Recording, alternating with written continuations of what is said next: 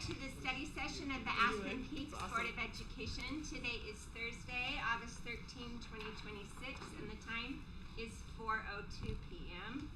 We are meeting at the Alpine School District offices, and the following board members are present. Board members Knight, Thieler, Bonner, and Brammer. The first thing on our schedule today, our first agenda item, is a report from Capital Planning about boundary recommendations. Much behind the scenes work has been happening, and to refer to it as preliminary work does not do it justice, as our committee has considered many factors. So we look forward to hearing their report and their recommendations about how to proceed. So we will turn the time over to Doug Webb. Well, it's good to see everybody. Good to see you. I hope everybody's having a great day. As we look at these slides today, stop if you have questions. Let's just answer the questions. As we think about boundary studies, we are constantly doing boundary studies. We are studying them as supervisors every day. Brady is on our committee and Kevin is on our committee. You'll see we'll review the names, but we study those every day. I liken it to Kevin Henshaw before I start too much. If you know Kevin very well, he loves LeSabre cars that are in the 03, 04, 05, 06 range. And he's always on KSL looking for them. He's not sure if he's buying. He's not sure if he's not buying, but he's always looking. That's the best kind of hobby. He's always looking. Busy, but you're not spending any money. But the minute he decides that there's something there, he goes to the next step and decides, I better buy this car. And he has to go get permission and talk and all the things. He just bought 2 this week. But anyway, in a way, that's not a good hobby. That was a true story. That was not a good hobby. In a way, shopping addiction. In a way, that's kind of like boundary studies. We are always in a boundary study. What we want to show is what we have been doing officially since the 1st of June, as we've looked at numbers, as we become Aspen Peaks, and want to show those. So as we go through this, thanks, Carrie. Carrie is, she didn't like my Franklin planner, so we are actually going to go through the presentation with Carrie. So Carrie, let's go ahead. I tried, and it is on my screen, but it's not there. All right. It's all slow. Okay, so here's our committee, and I just want to review about this committee just really quickly. It's Pete. He's at Greenwood. He was also at North Point, and so he has a lot of perspective on the schools that are kind of hot spots. Caroline is at Barrett, and she was also at Deerfield, and so she's on the committee to help us. Brady's an elementary supervisor. Aaron Barth was an assistant at Lehigh. He was a principal at Willow Creek, and was the principal at Viewpoint. And so he has been in those growing areas, and that's one of the reasons that he was selected. Kevin is a secondary supervisor, and he was at Timberline, and so he represents that. And then, of course, David Ludwig is over boundaries, but he's also been over transportation, so he knows all the ins and outs and flow of transportation. And then Frank is over physical facilities. He knows buildings. Like if he were here, he could tell us where every room is in every building in Aspen Peaks. And then B is our business administrator. So that's our committee, and that's why they were selected. And I just want to make sure that we understand why they were selected. So what has the committee looked at? We talked about this, and we keep talking about it, but enrollments and building capacities, ideal school sizes, feeder patterns, and enrollment trends, district-wide and targeted study options, additional factors, growth, transportation, future, development, and financial. And so those are the things that we're constantly always looking at, and always looking at those things. We have baseball signs. Yeah, she's not very good at my baseball signs. She's not very good at reading them. Maybe I'm not good at the baseball signs. Yeah, it might be you. We gotta practice those. We gotta practice these. Anyway, so the value of continue to study ongoing boundaries. And by the way, we're going to do this, and we do boundaries all the time, study them, because we have to consider our current and projected numbers at every school. So here's some things that supervisors are always working on. As supervisors, we're always working with schools and evaluating numbers, special programs within each school. What's going on in each school.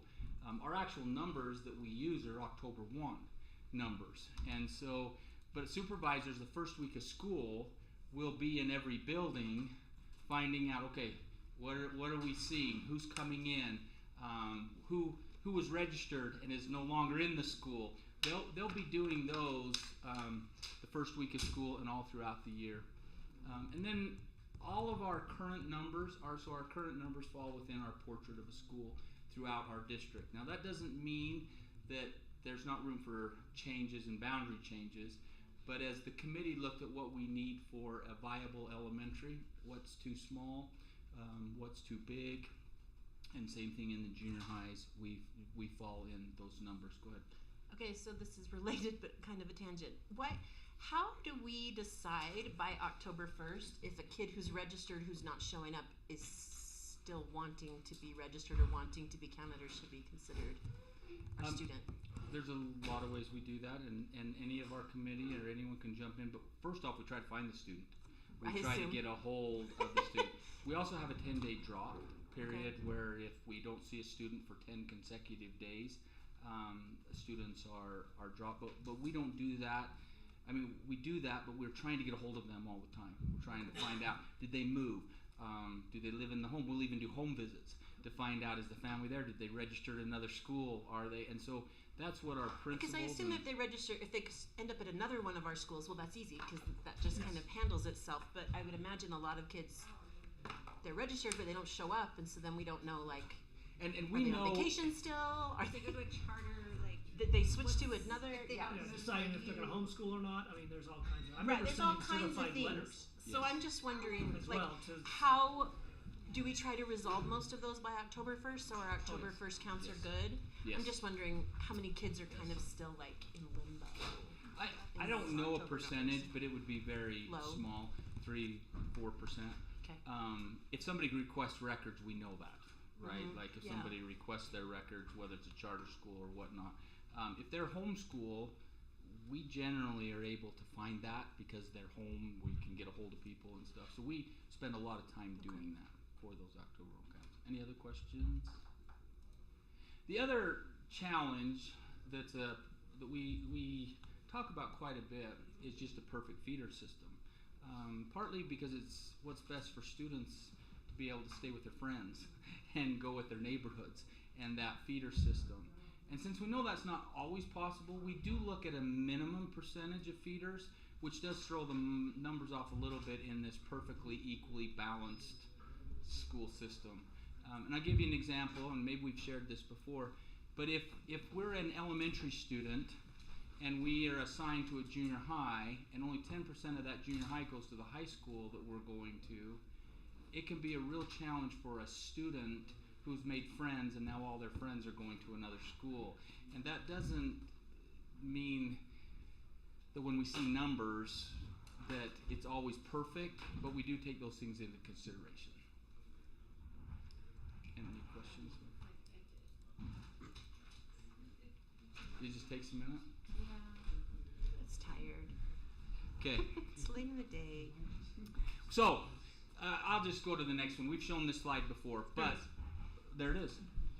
As a committee, because we're in August, and we have some timelines and deadlines, and the one that is the only one on here that is even an issue is number 4. And as a capital planning, we recommended last time no school closures at this time. But our recommendations as we go through this today are going to be to continue district-wide boundary studies for elementary school, meaning the committee's going to keep working. We're going to gather numbers. We're going to be looking. We're going to be bringing back. Continue junior high, no comprehensive high school. We're going to talk a little bit more about what we're thinking would be good to get community feedback as we continue our process, as we continue to study boundaries. Okay, well, go ahead. Can we give you some ideas? Because, like, I know that in our area, when Amber was on the board, they studied changing some specific boundaries, like specifically for my neighborhood. I know there were some over on the east side in other areas too.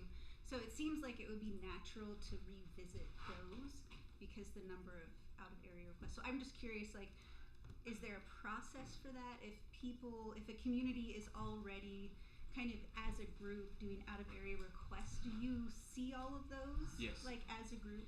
Okay. We do, and our recommendation at the end today is going, and we don't know what this is yet. It's been 2 months, and we're still working through this. Yeah. But we would like to, as school starts, to be able to get electronic feedback from certain areas, from schools that we feel we need some feedback, so that parents could share that with us. We're a little bit young in the process of knowing those roads, those neighborhoods, without feedback from the school.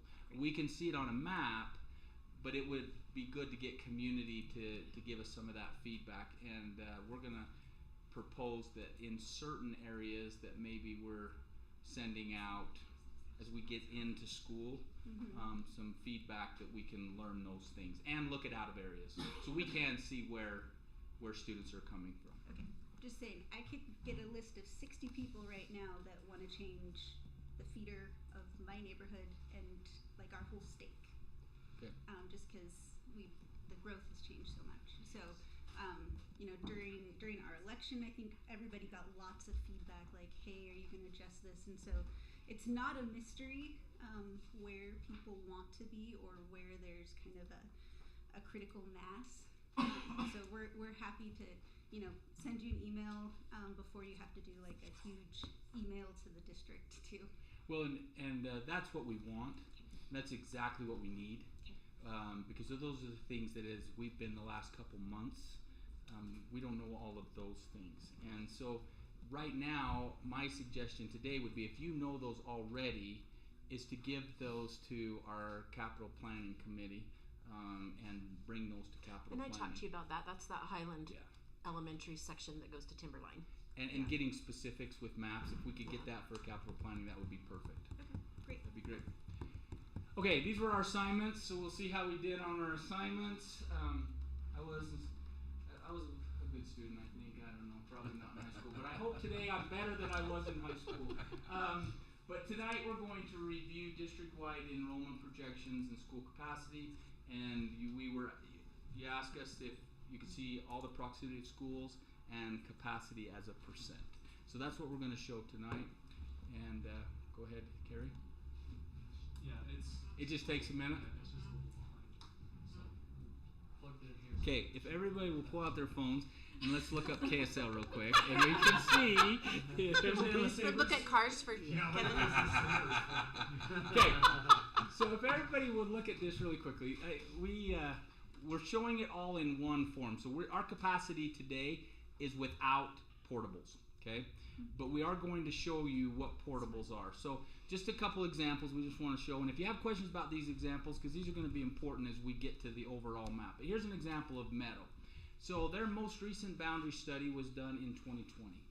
Their enrollment last year was 489, and what I mean by that's their enrollment right now. Okay, as they're getting ready to start. Yes.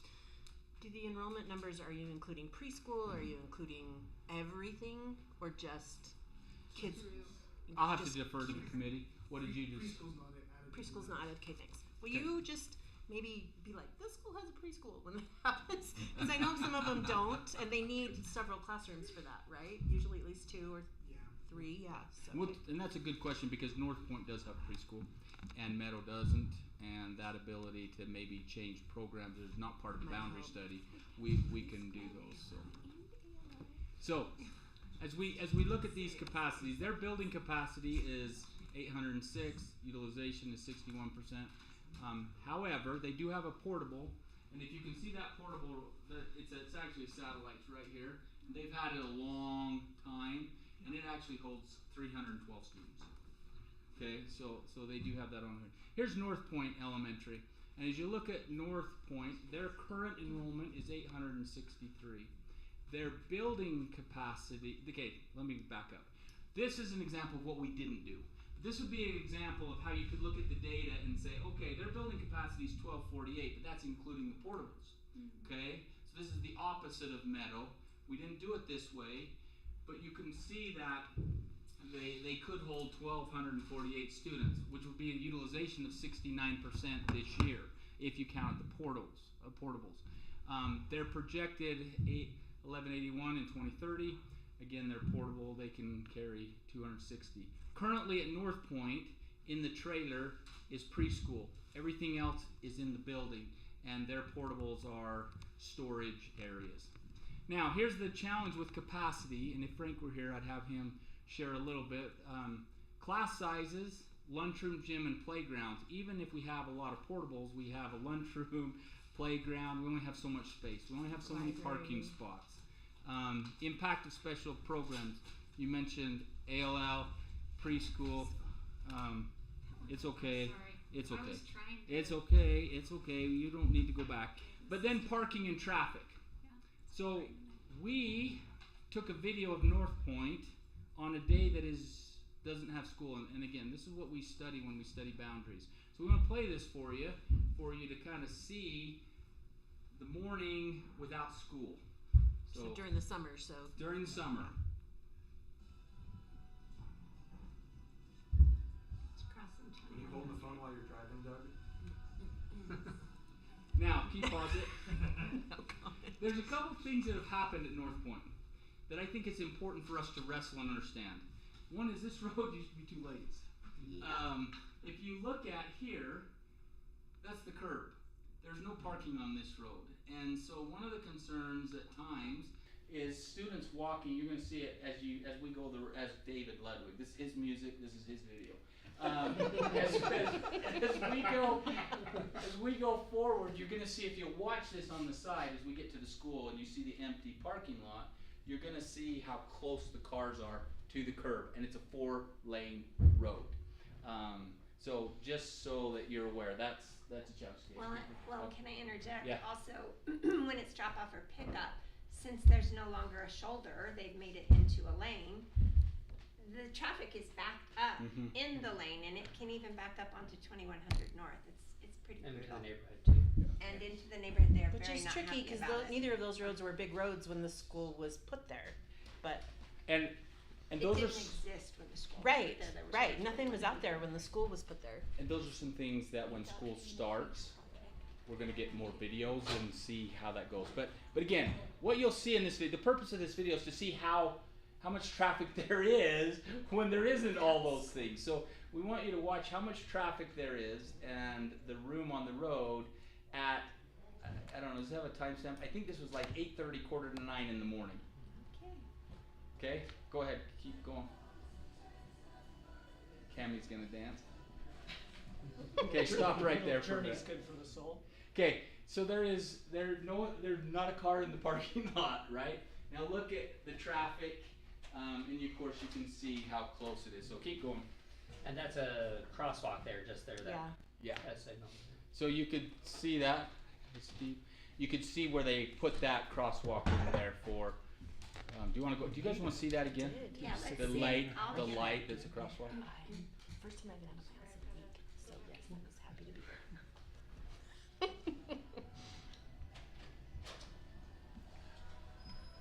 Kids used to cross that road. We should probably turn up the music.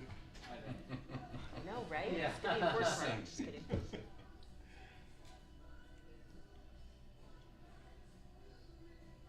Right here. So this light right here is a crosswalk for this road. And that Yeah, Lone Peak everybody has who one of lives on those. the east of North Point that go to it have to cross there. Does that have a crossing Or I guard guess they when could do school's also in 1500, also, but- or? It Yes. does have a crossing guard. Yeah. That I was light gonna is say, because in. Lone Peak has one of those and they don't have a crossing guard, but those kids are in high school, like hopefully they're theoretically smart enough. I think it's age. North Point actually, on their drop off at the end of the day, they have a crossing guard there on the street, and at the next street down on the right hand side, they have another It's really crossing guard. close, but they I need wonder, it. just an idea to throw out there, and David's not here, right? But maybe what we need to be looking at, and maybe this is a Frank question, is how we could remodel the front of the building to provide a little more traffic containment. Like even if we had to do like To get can we more do people two? off Can we do the 3 road. lanes coming Maybe in? turn Like it into a Disneyland yes. parking lot where you go back and forth. If you want to beat back and forth, I don't know, but I just think we are never gonna solve this and 2100. Like that's not solvable for us. And that's the question we're going to have to wrestle with a little bit. Is there a certain number that solves the problem, or is this a problem no matter what the number is a little bit? Now, an interesting fun fact. Brady, be ready. I'm coming to fun facts. Uh-oh. How long does it take him to get out at the end of the day? They said they were getting out in 8 minutes. How long does a typical elementary take? The goal for buses is 7 minutes. So they're within a minute of... Unacceptable. Well, wait, you should be the lady that stands out there directing the traffic every day and have them tell you they're not going to move. Okay. It is unacceptable. But you know, but I will say, like, we have other schools, like I know Cedar Ridge is a problem because their pickup traffic backs up into a roundabout and like basically shuts down all entry in and out of Cedar Hills from that side when it backs up that far. But I'm looking at North Point and I'm like, we are never going to be able to solve 2100 and whatever the north-south road is. Like, we're not gonna be able to solve that. That's a lot of traffic just for no school, it's in the summer. I don't know if we get that school down to 200 kids and it's probably still gonna have a lot of traffic. I bet So- it was Well, less and of a what's problem when there were early birds and later gators. Yeah, because and maybe that would the have been issue- half the traffic Very true. at each time. It probably made lots of traffic for longer rather than a ton of traffic for shorter. I mean, Westfield and Timberline had the same problem when they had kids coming both schools at the same time. It was kind of a nightmare. So One of the reasons as a committee we wanted to show you that I know it was is. just to I know keep it it is. in perspective as we It's look at better capacity, than it was. portables, numbers. That we're going to show some data here, and we do have to recognize that every school has its own footprint, its own system, and so sometimes numbers are great, They don't but tell the the whole story. they don't tell the whole story. And the next story that, as a committee, we're going to be looking at is the day-to-day operations of the building as kids are in school, and we're able to see that. So just what this is, these are our students, these are capacity. I want you to know as you are able to look at this, that building capacity does not include portables, okay? So let's go to the next component here. Today, What's the 26, 33, and 30 up there? Elementary 26. how How many? many? Yeah. How many in? in class sizes. Oh, that's the typical class size, is what we're saying? Okay. Yeah. It's really slow. Let me see if I can. Okay, there you go. Yeah, I got it. It's good. No. It's that. I should have taken them off. Yeah, it's No, good. there It's you good. go. You're good. There See? you go. So and then any school that has a portable, it's there on how many it holds, total capacity, total utilization. Then we have the projections for 2030.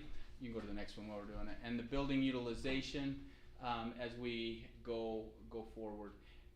So you can see some highs and lows. So let's just look at Meadow Elementary. If you compare with their 312, that satellite, they're at a 44%. However, their projection is 516, which falls within our portrait, falls within a community school. If you look at it in this number, it's at 61% if you take the portable out of it. And so want people to be able to, as you look at data, to kind of see that. Now if you look at River Rock, if you just go with their capacity this year, is at 106%. But if you throw in the portable, they're at 91%. And so those are just some numbers. Any questions about that before we? One thing I want to bring up is I think it's notable to know that Meadow and River Rock are right by each other. We're going to They're show you pretty that on a close. boundary And here Lehigh shortly. is also right in there also. So to me, personal opinion, that to me says a boundary change rather than like you've got a school that's underutilized right next to a school that's overcrowded. To me, that's a boundary issue, not a. But there are some really tricky boundary considerations right through there. One of which is that the freeway's right there, and so you can't just. Well, internally, that's Grab it's kids actually a from little less wherever. So, it's just Yeah. getting outside It's of a little bit tricky, but they do border each other in some Yeah, those places. are a little nice. Those play good together nicer then. Yeah. Yeah, we're going to, one of our assignments were to show the elementary boundaries in hotspot areas. So we're going to show you that boundary and how close they are or how they align or don't here in just a minute. Yeah. Here's our junior high capacity, again, utilization. What's interesting about this is Lehigh Junior. If you look at Lehigh Junior's building capacity, their building capacity, just fun fact, doesn't necessarily meet our portrait of a school where we said a junior high at 1050 is kind of an ideal. But when you throw their satellite in that holds 561, now all of a sudden we have the numbers. And so keep that in mind as you look at these numbers and wrestle with numbers. One more question. Do we know how many classrooms are in that satellite? Because it's a lot. It's a big lot, right? It's like a dozen. You know, I'll defer to those who work there, Joel, Brady. Do you know, maybe nobody knows this, and that's totally fine. Mountain Ridge has the same floor plan as Lehigh Junior-ish, but it has has a whole wing that Lehigh Junior doesn't have, right? Correct, the back hall. Do you know how many classrooms are in that? Like, I've wondered, maybe it needs an addition that. I would say that if there's probably, I don't know this for sure, but It's there's okay. probably an additional 8 classrooms Okay. in the B Yeah, hallway. because it's the B hall, right? Yeah. You know, it's nice to have the experts that worked at Lehigh Junior and at Mountain Ridge. And a Mountain You Ridge. know, I it's just nice. was thinking, like, as we're starting to put together like a long-term capital plan for Aspen Peaks, that may be something we need to look at. Because I know, like, for me, if I was a Lehigh Junior parent, the satellite is right there. It's not like it's a mile walk, but it's also unnecessarily kids needing to go outside and inside, and it makes safety and all kinds of things just a little bit more tricky. And maybe that's something we need to look at, is putting another 12 brick and mortar classrooms on Lehigh Junior, so they don't. And Anyway. with that at Lehigh Junior, when we did the walk, it's not just adding those classrooms, because the lunchroom is the size of a postage stamp. But that's the same size as Mountain Ridge. It is the same size. Mountain Ridge has the same And- size. Does But everyone just definitely eat outside things all year? like- Are we getting Yeah. like portable heaters? When it's warm enough, they do. The Yeah. we poured the patio in the front of the building when I And was then there, just so they could sit. set up the portable heaters during lunch. I don't know does if Mountain they're Ridge. heaters. I think they're called jackets. Which, if you know junior high boys, half of them don't have. Yeah, they're wearing shorts. They're wearing t-shirts, shorts and Shorts and a t-shirt. That's right. But I just, as we're starting to think No, about, that's a and it's great too bad point, Frank's Amber. not here, but as we're starting to put together a long-term capital plan, Right. to me, that's something that maybe we need to Yeah. look That- at. That and- satellite has been there for 20. Which means it's 5 probably years. not in Pretty much- awesome pretty condition. much a dive. And they don't weather quite as well as. I don't, and so it's probably getting pretty close to the end of its usable lifespan, I would think. I don't know, I wish Frank was here, but I will email him all my thoughts. And going back to Steve's comment, Yeah. that is the thing that we really want to emphasize a little bit, is that portables, capacity, parking, drop off, there's a nuance to numbers. There really is a nuance to numbers. Even though sometimes you can house all the students, the lunchrooms aren't any bigger and whatnot. But sometimes there's a lot of space in some of these properties, and so there's a lot of room for things to happen. Okay, let's go to the next one. And then you could just see our junior highs, and you can go ahead and click on the next. Okay, that's good. But you can see some of our junior highs as we look at that. One of our hot spots is Mountain Ridge, Timberline, and American Fork, and so we're constantly monitoring that as well. All right, let's go to the. We will make sure you get a copy of this PowerPoint Yeah, as well. thanks. That would be helpful. We know that you can't digest all the numbers as we're. And I actually, because I typed on this PowerPoint, this is important. Go ahead. I just Steve, want I to point explained. out to anyone watching, those numbers are incredible. Like those utilization rates, like taxpayers should be super happy with how well used our schools are being. You know, the student populations are super healthy. Like, Yeah. it's really worth it to kind of point out that that's a sign of good, healthy schools. Good problems to have Yes. when it's just balancing. Thank you. Thank you. Okay, go to the next one if you have already. We're going to blow these up a little bit, but we have high school boundaries, junior high boundaries, and elementary boundaries. And so we just want to show you a few components of boundaries. I think we're in a pretty good, go to the next one on high school boundaries, because we had, we're not looking at high schools as much. We are looking at them. We do the day-to-day. We look at the boundaries. We look at enrollments, out of areas. There's some things there with high schools. Our next one is junior high, and I'll just point out, and you'll get a copy of this so you can kind of look at them, but if the junior high comes up, is that our junior high boundaries actually are pretty good boundaries. It's just this decision of out of areas. and we're navigating and monitoring that as well. Should you go to the next one? For this one, a big chunk of the Mountain Ridge boundary, that the southeast corner is all Pleasant Grove, right? So this is the current Alpine boundary, not the Aspen Peaks boundary, right? Okay, that's what I thought. And that is something we will be monitoring heavily. Yeah, I know. Because of the letters that were sent and because of Yeah, because that goes all the way down to whatever the road is that the temple's on. But go to the oh, you guys. But go to the next one. Let's go to the next one. And I just so I can anyway. Yeah, this is the elementary, but we tried to blow this up a little bit. And again, we'll give you this, but we just want to show you a couple of things we need to wrestle with. And to your point, having some feedback from communities on some areas that we're maybe not aware of, because they're the ones that are living there, commuting every day, walking to school, all of those things. That's what we want feedback on. That's our next step, is some feedback.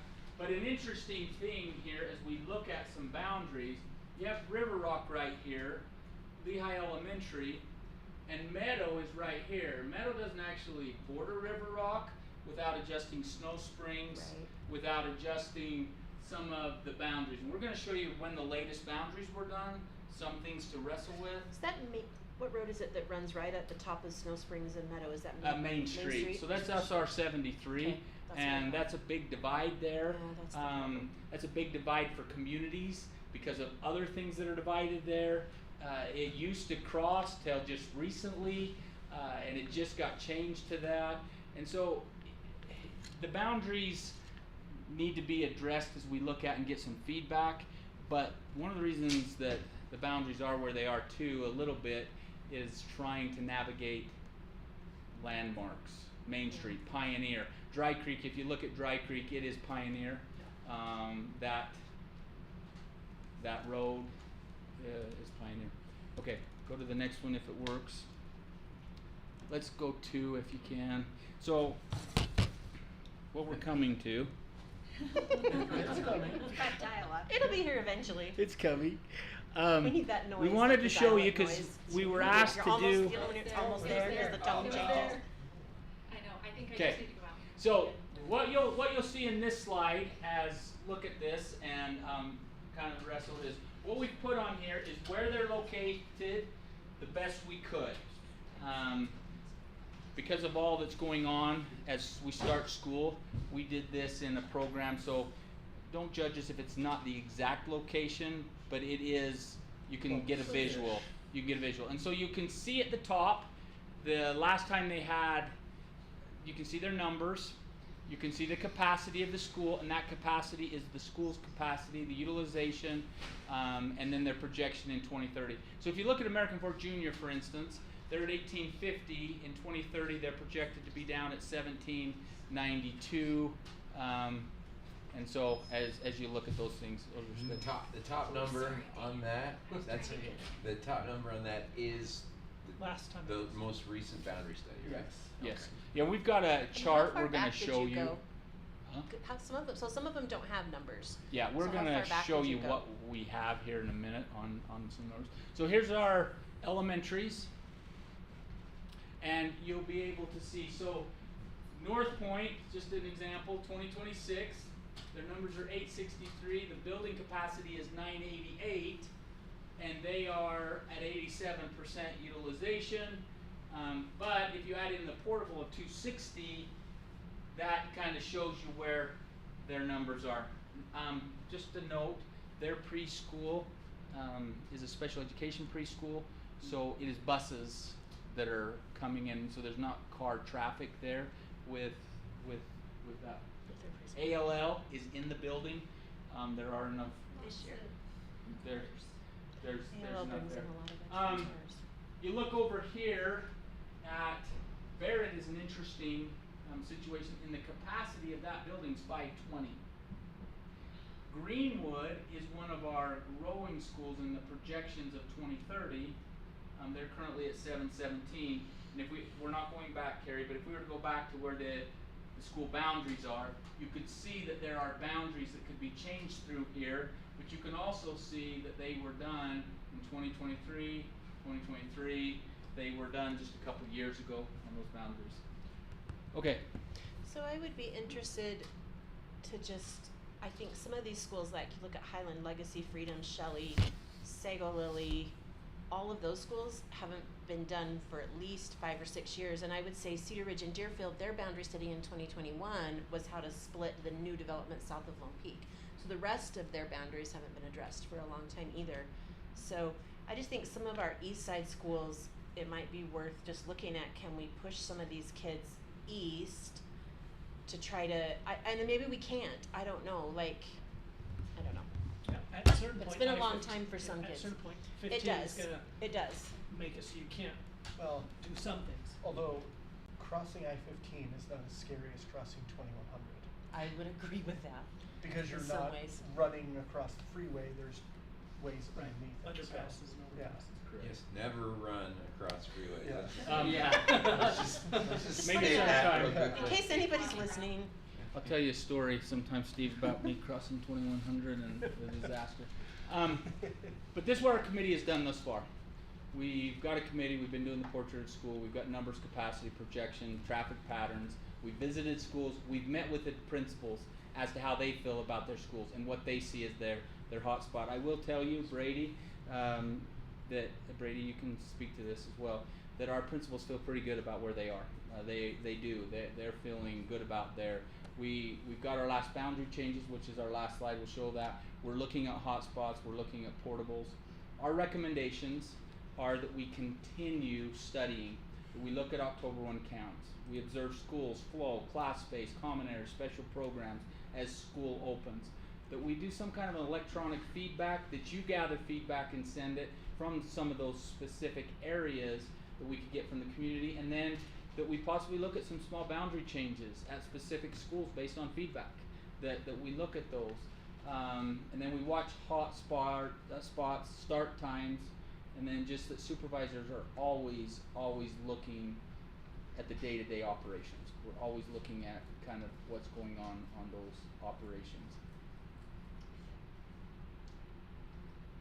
It's good. I'll just go out and I'll come back in. Okay, so just a couple interesting things that we do have to wrestle with.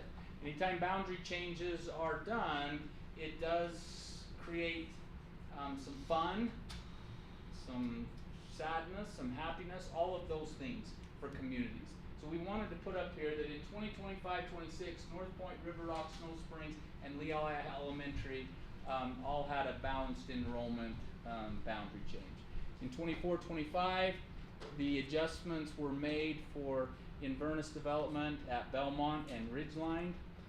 No change to current students. That was a boundary change that was done as development was coming in and to set it in motion. In 22-23, balanced enrollment for Forbes, Barrett, Greenwood, Belmont, Traverse Mountain. The North Point, River Rock, Snow Springs, and Lehi did not pass that year. It did pass in 25-26. And then in 21-22, Ridgeline and Westfield. Anyway, you can read So that. was this the year So- it was done, or the year it was, like, is this the year that the the new year they boundaries? studied it. Open Study and took action. place. Okay. So, like, for example, and I'll just use an example, North Point had the boundary change, but we have not yet seen what school looks like under the new boundary Right. changes with the new enrollment. The population we see right now is 860 something, what's that? 863. Is that projected or? No, that's actual. That's- That's today. Yeah, because in the last With week the it new really went boundary? up. That's the current count with the new boundary. Correct. Okay. So is that gonna have an impact? We need to look and see where is that, what does that look like? What is the day-to-day, what does the pickup drop-off look like? We need to do some traffic studies there. We can make that To the let last it slide. settle, to see if what was done actually made sense rather than immediately looking at something different, right? The other wrestle that we didn't put up here that we will need to wrestle with is timing. State statute where we do have time, like in October, we would still have some time to look at some boundaries, but how much lead time do we want to give to families? So there's what we have to do, and then there's the lead time for families. So that's kind of where we are. The last slide I'll show you, wait for it. Are there any questions? I think we asked them as we went. Okay. Well, I think one consideration in timing is when FTEs are awarded, because it's always a trick. You change a boundary and they lose FTEs, and then same thing's happening at North Point right now. And they're trying to hang on to some kindergarten. They've already had to send one somewhere else, but then they got, I don't know, Increased 65, enrollment. 70 kids over the last 10 days. So I think we need to be really cognizant of that, because we set teachers up for failure sometimes when we hire them right when school starts. Yep. And I want to just eliminate that if we could. Part of that is hard because when people don't come to register their kid till 2 days before It is school very starts, true. like there's nothing you can do. You didn't know they were coming. So when So does it's- FTEs usually get? Yeah, what month are they? Right before Allotted. Christmas. I don't know about elementary, Usually elementary secondary. is I don't know what mid-January, elementary isn't it? On FTE. But the supervisors do have a pool of And FTEs that they call Yeah. board allocated FTEs that they can hand out later. Yeah. I have And they do, but the problem is they run out of those eventually. And like, we had one year, I can't remember which elementary it was in the West, that got 300 kids from May to September. And so it's like, how do you, Can we like how do you put plan something for in that? the paper or do They something do. to try and They do. and they still we even knocked People doors, just don't but- get No, around we to ask it. for it to be in their gas bill, have it be an electric bill, have it, And please hiring register your agencies are- kids, please, I'm you know. so sorry. I was thinking about hiring, just because I'm thinking about the consideration of what We should Diane find was out. saying about this, like a lot of hiring occurs starting end of February, but mostly in March, right? That's usually when a lot of hiring starts. Most teachers hiring starts in March, right? End of March.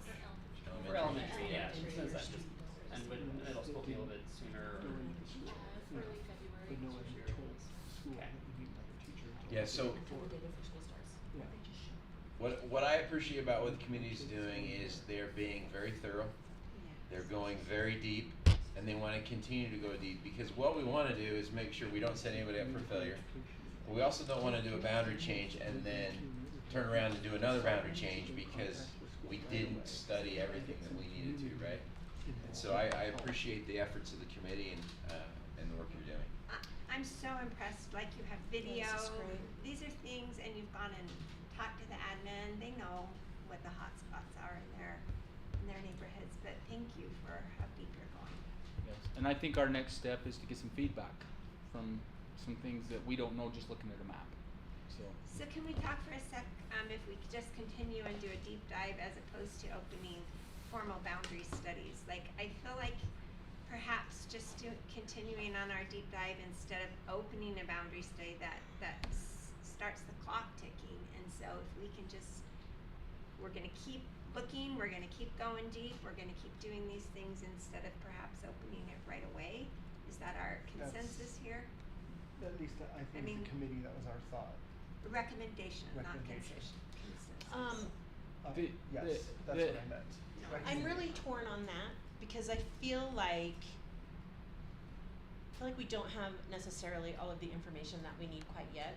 Like, because if we but I do also feel like in some ways this is the perfect time to be doing like a major boundary change, because parents are expecting some changes, they're expecting things to be a little different. But at the same time, it's also a terrible time to be doing it because so many other things are changing. If we don't need to change it, so I'm kind of torn between those two viewpoints. I have felt for a long time that we need to just kind of rearrange everything and just kind of fix a few things here and there. So, and when I say rearrange, I don't mean like throw everything out and, but look at all those little places where, oh, like this whole thing was done 25 years ago or whatever, and maybe the whole community has built up around it and we haven't really, and so, or look at like which schools do we have that are in really bad shape, and if their utilization is really low, can we help push some of those kids to the schools around them and increase utilization and then not have them in a building that's not in very good condition, or whatever, I don't know. So I felt like for a long time that needs to be done. But I'm starting to hear a lot of concerns about how many things are changing and how stressed everybody is, and so I'm also on the fence with maybe we study it for a couple of years and we take a bunch of time with all the community, and then we say, we start saying to the community, hey, 2030, we're doing all the boundaries. Like that's when it's gonna happen. We're gonna talk to everybody, we're gonna get this all done, and in 2030 we make all the changes. I don't know. But So I feel like there's some changes needed, but I'm not convinced that right now is the exact perfect time. I like incremental and Yeah. taking advantage of the I low can see that. hanging fruits. Mhm. You know, there's probably some that would be very uncontroversial, I think so. just because of the way communities have adapted. And so I think it makes a lot of sense to get that community feedback, which is what you said is the next step, and then see what's an easy change, makes sense to everyone, not controversial, and kind of just something that without a formal boundary study, we can kind of make it instead of huge wave of change across the whole district at once. I think that's going to be harder for people to swallow. Right. Well, just as I finish up to that point, to maybe bring some peace to all, if we can get some feedback, we can put some things together of some thoughts, and there's still time to open a study on that specific feedback. And that works with state statute. We don't have to open up this district-wide boundary study to do some of those. So low-hanging fruit. We do have to, it would have to be opened, but we could bring it back and present But it some could idea be with school us, specific yes, or area specific. with some of that. So as we get feedback and look at actual numbers, our next plan was to come with some of that, and then people could decide on some maybe specific areas, and it would be opened up for that specific area. So that's kind of our thought. So something that's really cool about taking this approach, where we're being very careful about it, is that we are going to ask for community feedback. It's not as part of a formal boundary study, but we're looking for that kind of feedback, and then we can decide where we want to have a boundary study. Correct. And it That sounds is like absolutely correct. It might even be more nuanced choices because they're taking a little bit of that time to gather more information and not have the timer ticking. And Is that correct? Yes, because the timer, it does tick as soon as you do a formal boundary study, but also it's Except that we can do a formal boundary study and not Not make a do change. anything. I mean, you can formally so boundary let's study talk anytime about you that want. for half a second. If though. you feel like we think this is needed, but we're not 100% sure, you can start a formal boundary study, and if you There get were to the a point few where out you're there like, that I don't know, I don't think this is, the community's not supportive, blah, blah, blah, you can always say, we're not gonna do it. right. So there's But a I couple ways. think to you run into approach it. more than like the legal, we have to have it done in this amount of time. Your bigger problem is you run up into FTEs are ready to be allocated. Yes. If you're not done by the end of January, you don't know what your enrollment numbers are for fall, so you don't know, I mean, And that's kind of the reason to wait till October. to We be want like, that okay, October what- 1 What count. is our What is our number? official What count? is our count? And What ended also, up happening? between now and October 1, you'll continue to do Correct. Yeah. do Correct. things. We can go a little bit deeper. I feel like we'll have more information We at can that start to point. reach out about hot The hot spots with the community and get that information. I think we could do all of that and push a formal study until October 1st. Cause we can reach out to, like Nikki was saying, that section of Highland that goes to Timberline. I think they would be, a lot of them would be very supportive of moving to a school that feeds to Timberline, which I can understand. So that's something we can informally survey them, Correct. and then October 1st, we can get the numbers, see where we're actually at, and be like, yeah, the numbers would work to move these, let's open a study and Correct. have it done by That's January. correct. And I would say a similar thing for the Cold Spring community. Yeah, I want to that make might sure work that for their them voices too. are heard. Correct. Yes. Yes, and we want to Yeah. give them that opportunity. They We need that want to opportunity, hear yeah. from them. But then it's interesting that maybe that feedback is coming before we open the boundary study. Not that it won't come after, but it's really nuanced and it's very specific. We are doing this because of this. I think what that creates is us opening a study because of public feedback, in addition to the numbers that we're seeing. And I actually think that's a good way to move forward. I Like, we're kind of opening like it it. because our public has asked us to, and we've seen a problem. Not just, we see a problem, we don't really care what everybody thinks, we're doing it anyway. Do you know what I mean? Which I do. sometimes the public feels like.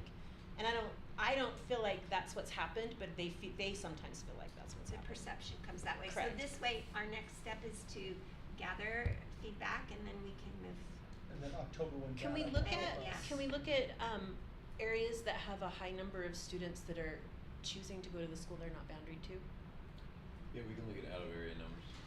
So those, and also the weird feeder things, because that's The weird a feeder problem in things. this area. You know, we're Yeah, districted good to guys. Highland Elementary, but then only about 12% go from Highland And so that's why people have just on their own started going. And the development of the housing, back when that was assigned to Highland, there wasn't a ton of housing north of SR 92, and in the last 20 years, that's really There's exploded. lots. And so that's where, it's just a time change where, it would be good to identify that feeder system doesn't work and people are doing out of area requests. I would also love to do something specifically for Freedom out to their parents to say, hey, we recognize this has been a concern for a lot of you. What do you think? What would you like to see? Because I think the biggest problem we've got with Freedom is the school is in Highland, but the majority of the students are coming from Lehigh, and they feed to 3 or 4 high schools because they're basically right in between Skyridge, Lone Peak, AF, and Lehigh. Like they're right in the middle, They go to all and 4. they go to Viewpoint and Mountain Ridge and AF Junior and Yes.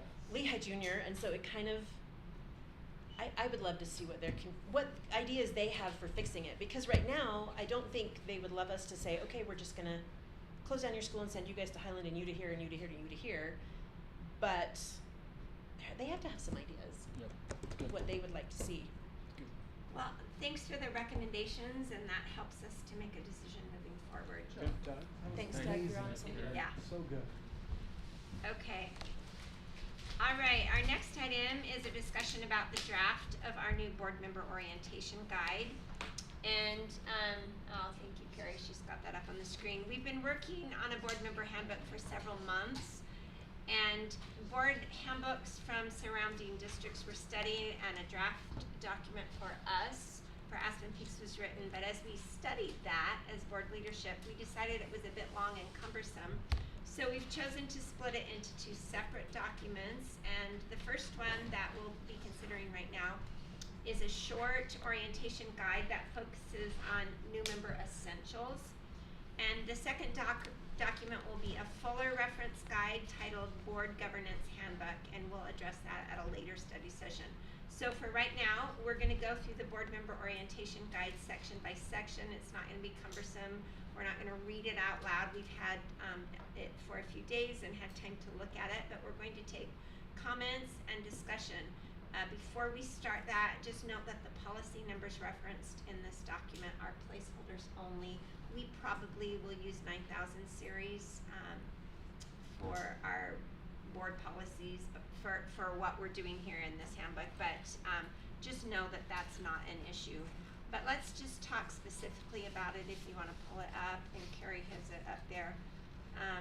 I like the feeling of this orientation. If you're on page 3, start here.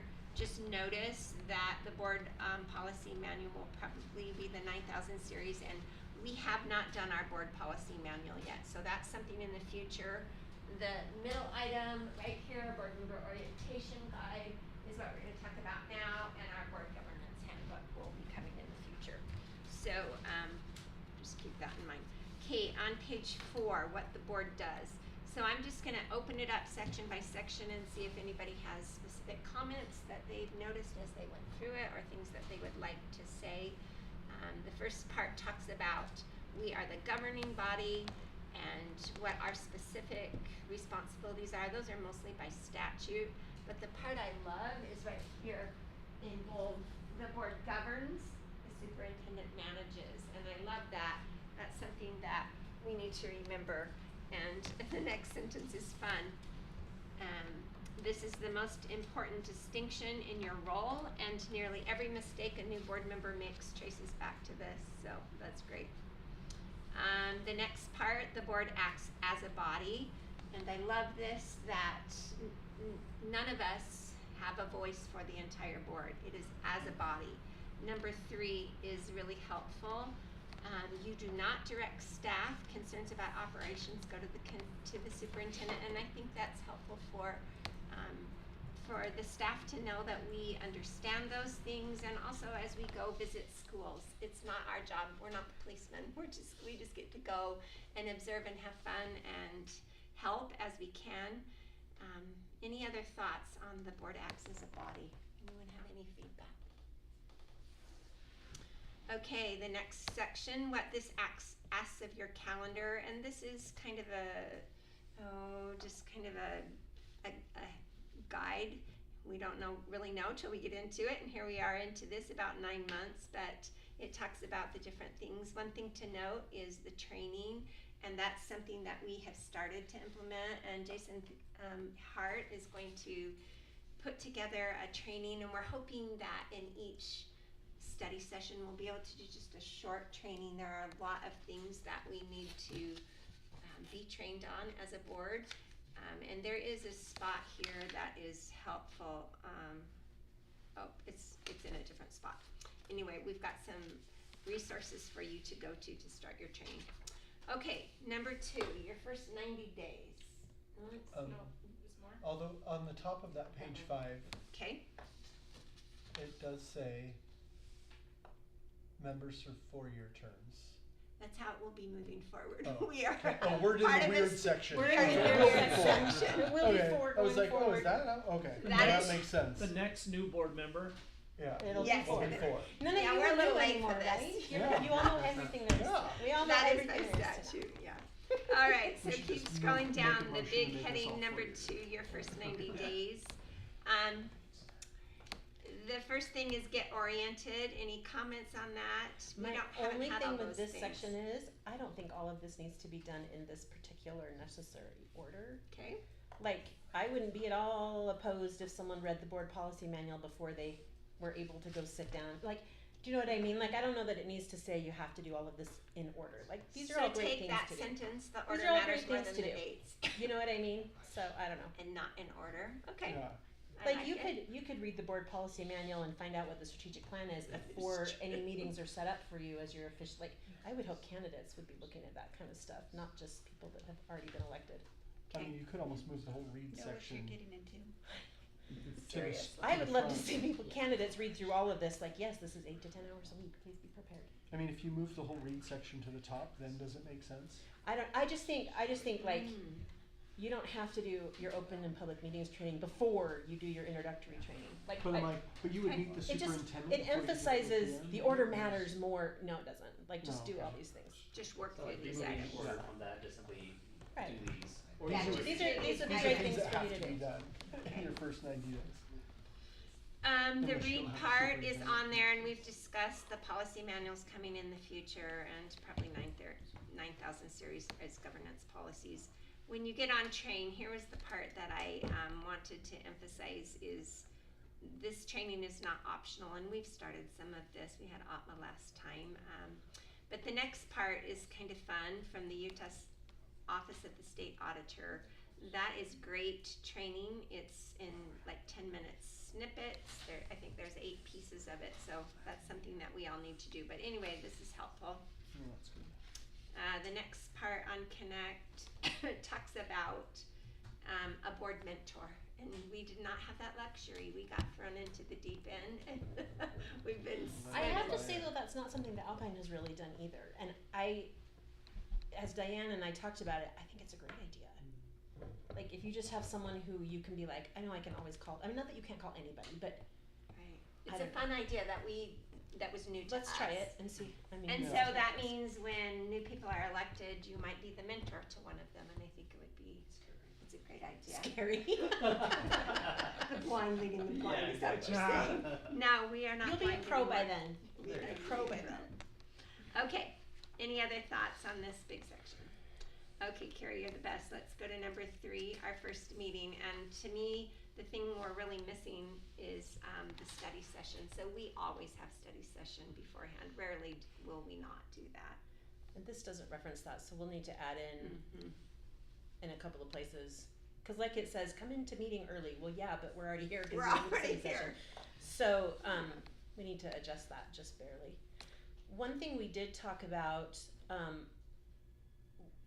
Alpine's board has not in the past really used a consent agenda.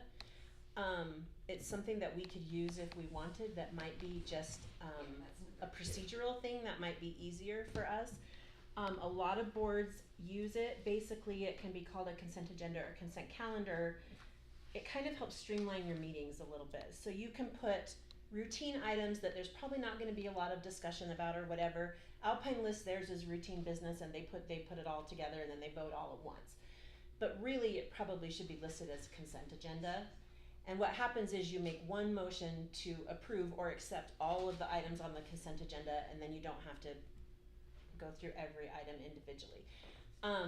One thing that I like about it is you can put anything that you don't think people are going to want to discuss on it, but if a board member They can pull it. Yeah. wants to discuss one, then they can say, I just want to move to take item 6 off of the consent And have it agenda, and then you can considered pass separately. the other Yes. 5 items and talk about item 6. It just kind of helps your meeting move a little faster to not have to do a motion and a second and a vote on every single item, especially if you're like, we're now approving expulsions for students. Well, we're not going to discuss that in the public meeting. We will have already you know what I mean? You're just going to vote on it. So anyway, so in this, it specifically says consent agenda, which is not how we have, like I said, how we have discussed it in the past, but as Diane and I were talking about it, we thought that maybe that's something we want to start using just because it might help move the meetings a little more.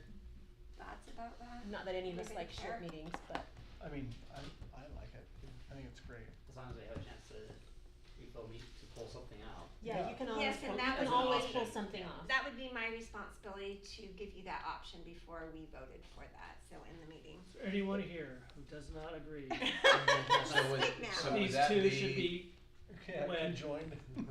speak now or forever. Yeah, so it would so come wait, after so where it public says comment. skim every consent agenda item, would you put would you actually put consent on the consent agenda item or consent agenda on the agenda? Yes. Just Okay. like Yeah, where we would Alpine label says it routine differently. business, and they have like Yes, okay. they have like personnel hires that the board has to approve, Sure. or checks that were written. Like we have to approve every check that's written every month, and except claims and like I said, student expulsions. Maybe there's I don't know.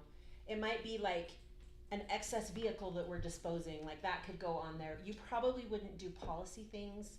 You probably wouldn't do anything that you think is going to be a discussion item. But you could put all that on your consent agenda. Then if somebody wants to pull it, they can. Or it can just all be approved in one motion. Is it just kind of an individual says, I'd like to take this Yes, off, and it anybody- comes off, and anybody or do you can. have to have a second? Is it a majority vote? Usually it's a Actually, vote, I but think it would. you vote. But I would be fine changing that. Like if someone wants to take it off, you just take. I've never Okay. seen anybody say no to taking something off a consent agenda. Yeah. So we don't have that for today, so maybe if we think this sounds fine, maybe going forward at some point we would We change to tweak it, that, but so. that's not a big deal, as long as we have something. But that probably does worth bring it up, to as we're making a Write note, it down though. Yeah. sorry. And Because all the we all get information along, for but all you of those never know. items would still be Yes. in the board docs, would still be in Yes. everything that's posted publicly. But like you could do something like resolution, whatever, we're selling a truck that's not usable. That could go on your consent agenda, I think. And then don't know.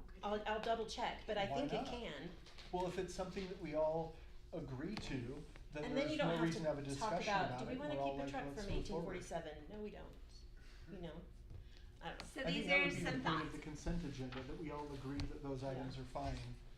And Okay. so there's no And if anybody discussion doesn't, surrounding it. wants to talk about something, they just pull it off. Yeah. I'm okay So. with that. One Anyway, that says so that's what that action is. and discussion items. I don't know if maybe I'm just not reading it correctly, but that one seems a little hard to understand. Oh, okay, let's kind of talk about that. Oh, yeah, we we were caught gonna that take too. that piece out. So how we've been doing it is action/discussion items. In some boards, okay, what we do is we have a little introduction to it, and then we have a motion, and then it's open for, and a second, and then it's open for discussion. It can happen the other way around. It's not happened that way for us, and that's a choice. So that's why that. But the way that this is sentence phrased, it's says- confusing. Aspen Peaks does it this way. Well, we do it the way that We do it the that's first bolded, way, not not the way the that we just Correct. said. Yeah, Some it's boards confusing. discuss first and move I second. just wanted to make sure it wasn't just me. No, I thought No, that is one of the kinda first things weird. I said to Diane when I read it. This doesn't make sense. Okay. Yeah, we could take that whole second sentence off because it's confusing. It sort of makes sense to me to do it the other way around, to discuss it and then have a motion, but that is not how we. But we could do it that way if that's how we would prefer to do it. You could. Okay. Okay, there we did go. do it that way with the tax thing. My question is,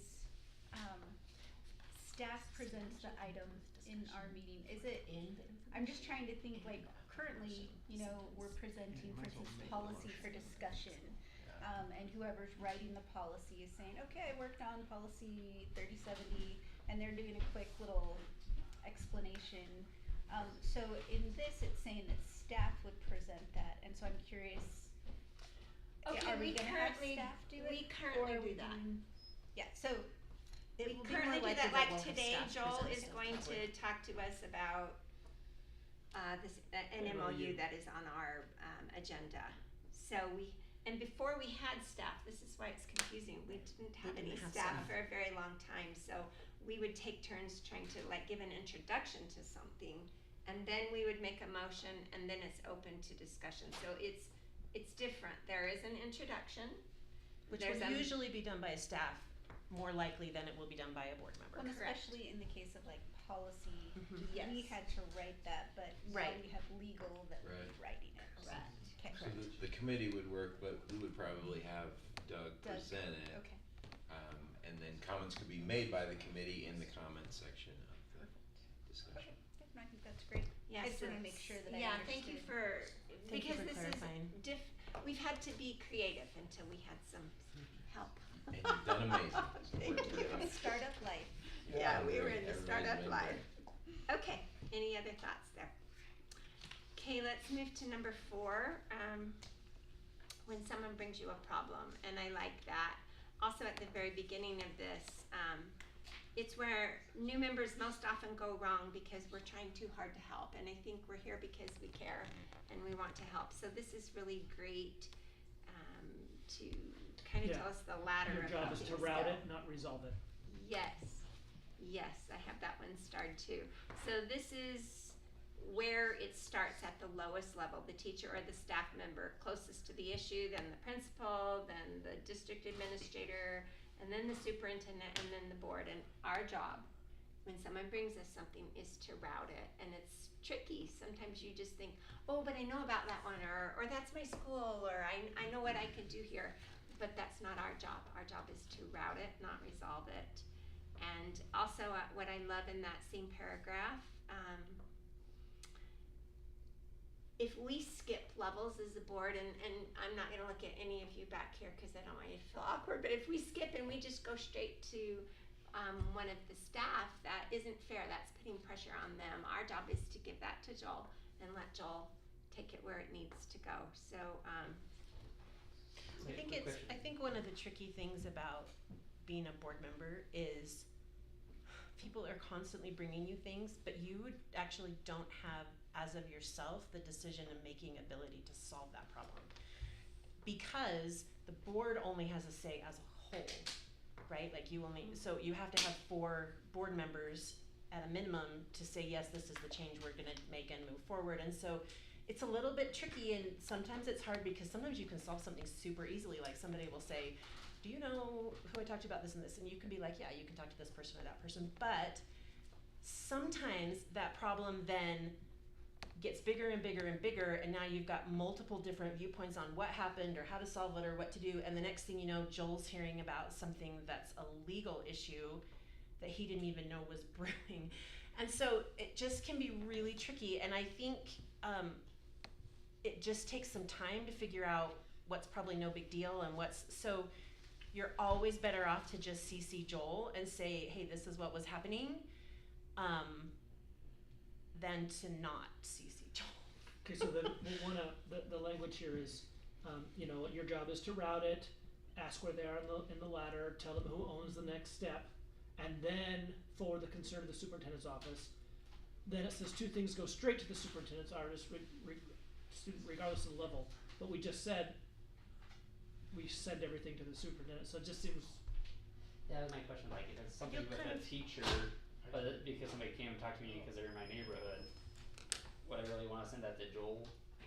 well, Just cause somebody talked to me about it? Well, Well- we say, where are you on the ladder? And if they haven't even talked to their principal, like, sometimes parents will go straight from the teacher to the superintendent. I mean, so Right. where are you in the ladder, and put them in the next spot, unless. And what's the severity of the issue, Right. Right. and how how have they already tried to resolve it? Like, if they didn't even talk to their teacher, I'm not gonna call Joel and be like, hey, this parent's mad because they're using purple So you're crayons saying instead of blue. there's a little bit of a squishiness to There's this. a little and we bit of have to have a little squishiness, judgment yeah. between Like, what I we're would doing say, have you talked to your forward teacher? But And if they then it say says no, I would say, that I you would still start there. forward the concern to the superintendent. Well, if No it matter where it involves a student, Yeah. staff Like I said, it's a safety, little, or something it's a illegal. little squishy. Joel, would you like to weigh in? He wants Put you at- 800 emails a day. He does. I would say some of this we'll figure out as we go. The more we settle in, I'd say when in doubt, make sure I know about it. If it's something that, have you talked to your teacher yet? No. We'll start there, talk to your teacher. If it's a pressing concern, you could mention it in an email to me and I can just skim it so that I'm aware. I could touch base with Brady or Kevin and say, hey, are you aware of the principal? Make sure the principal knows about this so the principal can help with the teacher.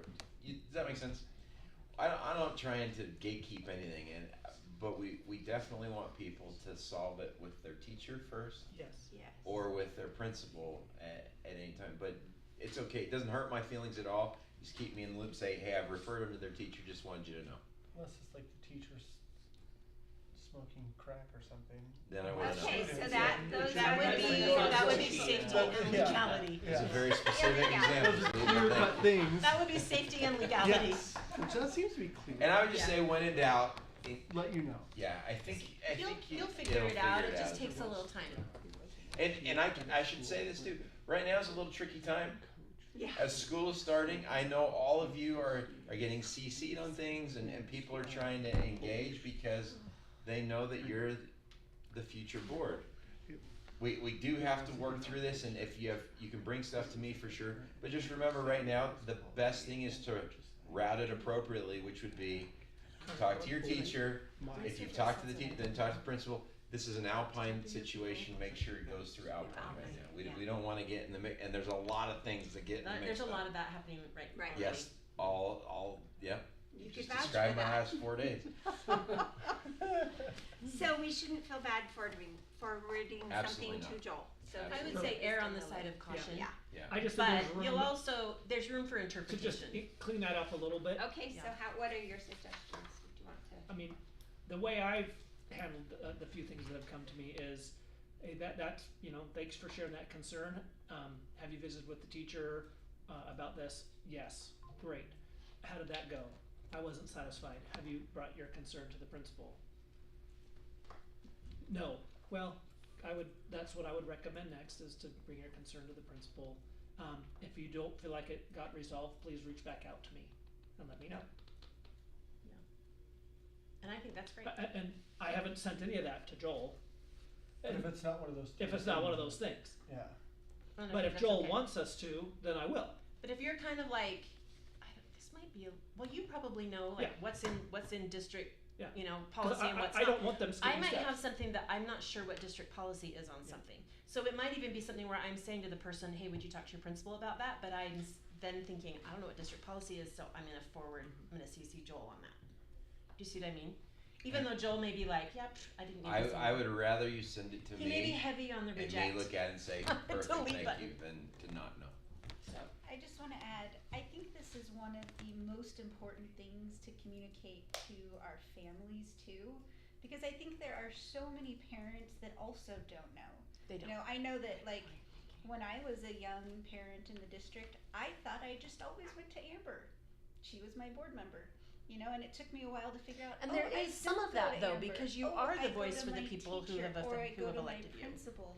But I saw you, and you were an easy person to go to, and it actually took me a long time. And so I think that us communicating over and over and over again, hey, this is kind of the decision tree of if you have a problem. Yeah. You want to go to your first level of the ladder and keep me looped in, CC me or whatever, because I'm your board member and I want to support you. But I think that it's something to teach our public, because they just don't. They No don't one has know. taught them. Great point. you They know? don't. They don't Very know, good and they see their teacher, and they sometimes see their board member, and they don't really see anybody in between. So they don't know that there's other people, and like so often you'll get. Well, I don't even know who does that at the district, and sometimes you won't know, Because you'll be like, I don't know either, so let's. Maybe the three things are encourage the person to go to the next level. If you're unsure or have a concern about it, make sure Joel's aware. In these instances, don't even hesitate. Yeah. Right? So encourage, next level. If you're not sure, communicate with Joel. In these instances, don't even hesitate. Just go straight to Joel. Yeah. So maybe that could be kind of the filter. Joel can't wait to have 800 emails. I don't know if that makes sense, but I'm happy. just there's some back and Great. forth there. I'm going to or- try to communicate this and Something along highlight. that I have no authority this year, but good for you to know. You know, here's Here's the your- people you yeah. should be going That's to. the other tricky thing this year is people are already like, how can we fix this? Yeah. And I'm like, I can't. Yeah. that's We not can't my, touch like, anything, we yeah. can't touch I anything. do Right. just Sure. Carly, Even at the by what- beginning of any email response, I just say, our district has no governance power until 2027, but here's what I recommend, you know, and I always copy Here's who you could talk Sarah, to. who's Here's our board member, you know. So I do think it's really important to clarify Mm-hmm. so that Alpine doesn't feel like we're infringing Yeah. for another year. Okay, I think that's a great discussion. Let's go to number 5, which is page 12, talking, visiting, and posting. And the very first one starts out the single point of contact rule. Again, the policy numbers are just placeholders. This is a little tricky because people want us to take, this piggybacks on the last section. They want us to do something. They want us to fix it. And again, there's those safety, fraud, legality, route it. But I loved the second paragraph. This is not distance from staff. It's making sure the superintendent is the one manager they answer to, and that 7 board members are not quietly setting 7 different expectations. And that's where we need to be very kind about that. Joel is their boss. We are not. That's not our place. With OTMA, this is interesting, the second little bullet point, talking to each other between meetings. Sometimes at the very beginning, I felt so hamstrung. Am I allowed to talk about this? Can I send this email? Can I do this thing? And I you can, but carefully. And I love in this next paragraph, sharing an article is fine, deliberating toward a decision is not. Obviously nothing from a closed session. And I love this part, no surprises. So if we have a concern about an agenda item, raise it with either the board president or the superintendent before our board meeting rather than for the first time springing it. That's just common courtesy. I also think it's more effective. Like if You you can actually if you resolve already it. know you have a question about something, email it to, like, if we know Doug's coming to present about boundaries and you have a specific question, you could email Doug, but make sure you CC Joel, but say, hey, I was wondering about this. Or, like, I would find myself emailing the BA all the time about, what was this check for? Like, this seems weird. Why did we write a check to a distillery, for instance, at one point? Because we were buying hand sanitizer during COVID. You know, so, I mean, but It's a good one. but the thing is if I don't ask the question ahead of time and they come in and then I say, oh, I was looking at these and I wondered this, they may or may not even be able to answer your question if you haven't given them the opportunity to pull the numbers. So it's also ineffective to ask Questions with no. ask questions that might need some type of information with no notice, because then they might have to, I mean, our people are good, obviously, they can answer all the questions, but sometimes they need to look something up. For sure. So, like the distillery one, where Rob Yeah, was like, that's a why good did we one. write a check to a distillery? Because we were buying hand sanitizer. Oh, COVID. Well, and can I just add on to that? I think that it's really important to remember that we each are representing an area of people, you know, our constituents. And so, you know, if I have a different perspective or a different vote on a matter, you know, it's not necessarily like an affront to like my disagreement on the policy, but it's just that, you know, my area has expressed dissent for whatever, you know, that action is, and so like it should be a very like impersonal, you know, oh, your area is different on this issue. And so I think it's really important to just recognize that going into those things. I think it's good to just say, I've had a lot of feedback, you know, here's different than what, you know, our surveys are saying. these didn't come up on the surveys, but I've been told personally, and so I think that's a good thing to kind of share with each other so that we're all aware, you might not have heard this, but my area, this is really a hot button issue, Yeah. And that's great, and we want to know those things, and so that having all that perspective is really helpful for us before we're actually in the meeting. Great comment. Okay, we're coming on. We'll be okay. Are we okay? I think so. All right, the next part is a rolling quorum, and Doug Larson addressed this in our OPMA training last time, but we can get ourselves into a pickle accidentally by making comments,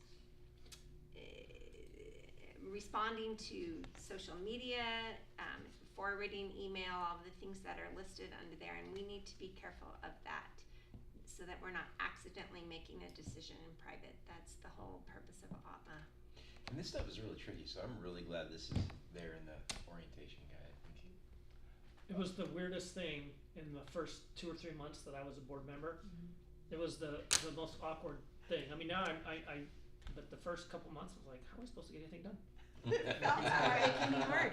Or what was really hard for me, we have our text thread for our board members, but we're not even supposed to respond, and it's really hard for me not to put a thumbs up or a heart or a smile or something on it. I mean, just even as I got your message, I always feel like I need to. So just at least be like, I am not acknowledging that you said acknowledging something. you. Yeah. Yes. So that's really tricky. It just seems polite, right? Although, I do have a question about this, because if you're helping the board reach a decision outside a public meeting on an individual basis, like you're just like, hey, I have concerns about this, and these are my questions, and you're reaching, you're helping the board reach a decision outside of the public, but you're on a one-to-one basis, so you're never in a quorum. It's so more. that's It's more of that you don't have that quorum. you don't call me and we decide what we like, and then you call Diane and we get her to agree with us, and then we call Nikki and get her to agree with us. Well, now we've done a rolling meeting. Do you see what I'm saying? You can call and talk to anybody you want to talk to, but you don't then decide this is how we're gonna vote, and then get four that would be people. Do you weird. see what I'm saying? Because it's okay for 2 board members to speak. It's That's okay great. to We talk, can and you call- can we even can call talk- everybody individually and talk to Yes, them. which we You have just done. can't be like, this is how I'm voting.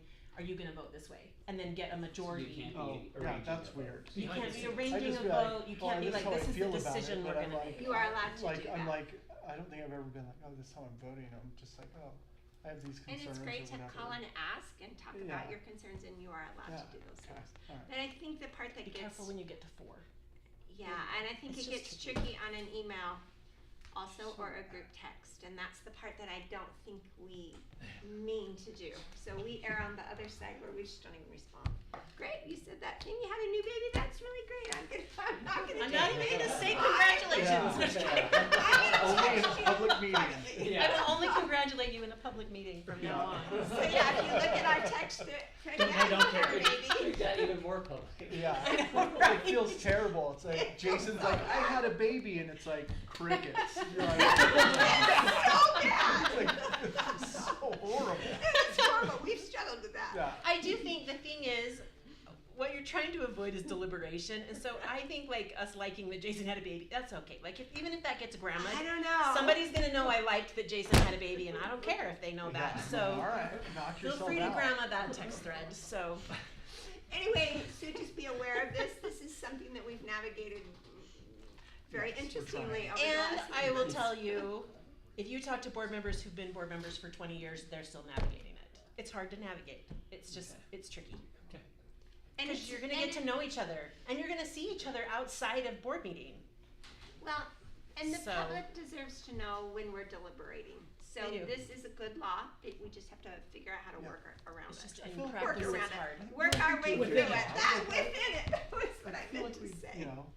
I think everyone's Okay. doing their best. Probably not going to start a group meet. All right, That's- let's talk about visiting Slack channel. schools. I Slack love this channel. first line. Visit often as a guest and not an inspector. And I love how it spells it out. The purpose determines the process. If you're just showing up to support, there's no appointment needed, just go. But on And the I would next put PTA page, and SCC meetings in that as I supporting. believe they should be there. Should we add that? I think you could put those there. Because I don't think Joel wants to know every time we You're go to a going PTA meeting. You will have to, sometimes you have to navigate that a little bit though, because you'll be invited to a PT meeting and they'll be like, okay, so what's going on? And you can tell them what's going on, but just know that you're going as a supporting person, not as a So representative you're saying you of go as, as you know.